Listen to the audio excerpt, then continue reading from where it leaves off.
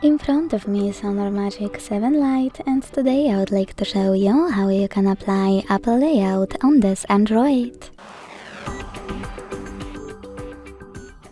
Begin by opening Play Store and downloading free app called Launcher OS from Launcher Studio. When it's ready, go into Settings and scroll to Hit Apps. Then you need to select Default Apps, click on Home App, tap on Launcher Pro, and wait for this pop-up to show. When it does, select Allow All and wait again. As you can see, after a couple of seconds, my launcher was successfully applied. If you want to make some changes to it, go into a Launcher app.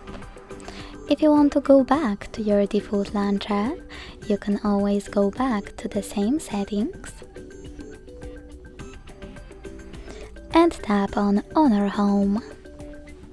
Thanks so much for watching. If you enjoyed this video, leave a like, comment and subscribe.